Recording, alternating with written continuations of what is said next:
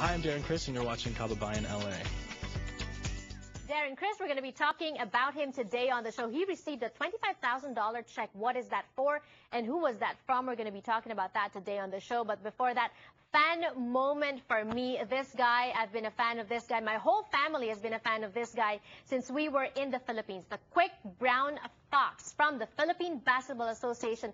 Ricky Brown is joining us today on Kababayan LA. Hello, welcome Hi, to the Janelle. show. Thank you so much for having me today. It is such a pleasure and honor for me. I had a family dinner last night, and I told my brother, you know, guess who my guest is? And he goes, who? I go, Ricky Brown. He goes, can you get an autograph for me? So I'm going to get that later. But for now, you know, thank you so much. You have been an asset to Philippine Basketball Association. You played there for many years. You were the first ever Filipino foreigner player that ever played in the PBA. Tell us about that journey. Yes, that was, you know, it's something I'm very proud of, especially today. There's a lot of Filipino Americans and Filipino foreigners as well in the PBA. And I'm in touch with many of them. And they let me know that, you know, that they're proud of my accomplishments there. And it all started, I played college basketball here at Pepperdine University. And when I was drafted by the Houston Rockets in the NBA, I was with them for a few months, and when they released me, Danding Cuanco came to me, and he wanted me to play for the RP national team, which is something I was very, very receptive to. And that's how I came to the Philippines. And the intention was not to play in the PBA. The intention was to represent the Philippines on the national team.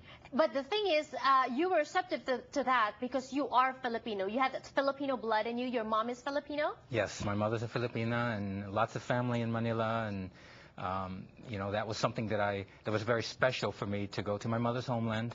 And at the same time, to be able to represent the country and play the game that I loved was something really special. And you did that, but then at the same time you stayed to play in the Philippine Basketball Association. What happened is, because we were a very, very controversial team, we had several Americans that were not Filipino, with no Filipino blood, and the team wasn't well received by the people.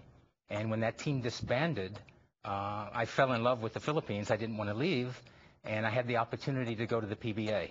So that's when I made the move from Mr. Cuanco with his good grace to go to the Philippine Basketball Association. Ang first team mo ba is Great Taste? Yes. Yes, because that's where I remember seeing you sa Great Taste. Saka ang forte mo is outside shooting. Shooting guard talaga. But I'm sure you made it look so easy, but it wasn't easy. No, it wasn't easy at all. And in fact, I think because of the fact that I played with Mr. Cuanco's team that wasn't well received, many people didn't believe that I was Filipino. That was one thing. And then the other was there were a lot of rumors about my salary, which were not true. Long story short, it took a little time, and it was tough at first, but the people, you know, embraced me. And after that, it was as good as it can get. And that is why you created a following in the Philippines, so many fans. And you will be pleased to know, for all the Ricky Brown fans like myself and my family, you have a chance to meet with him and take pictures with him. Tell us about that night that will be sponsored by the LA Clippers, no less. Yes, the LA Clippers is quite a thrill for me, and I'd like to give props to Jessica Bascara, the executive at the Clippers, who arranged this. On Monday, March 26th at 5:30 p.m., they will have a meet and greet for me with the Filipino basketball fans, and I'd like to invite everyone over. I really look forward to meeting you and your family, and it's really something very, very special for me. Unfortunately, they couldn't get me on the Filipino Heritage Night, Right. which is this Wednesday. A different night, yes. Yes, but thanks to a lot of the fans, especially my Facebook fans, they overwhelmed the Clippers with emails and requests, and the Clippers contacted me and say, we're going to have a separate night for you. Now, you have a different profession now. You're actually a principal. This is just the first part of our interview with Ricky Brown. There's two more parts, but you're going to have to catch Kababayan LA tomorrow and on Thursday to catch that. But for now, as a principal, very different profession. Would you say once a basketball player, always a basketball player? I think, you know, basketball is in my blood. I mean, since I was 3 years old, you know, I played basketball. I loved it.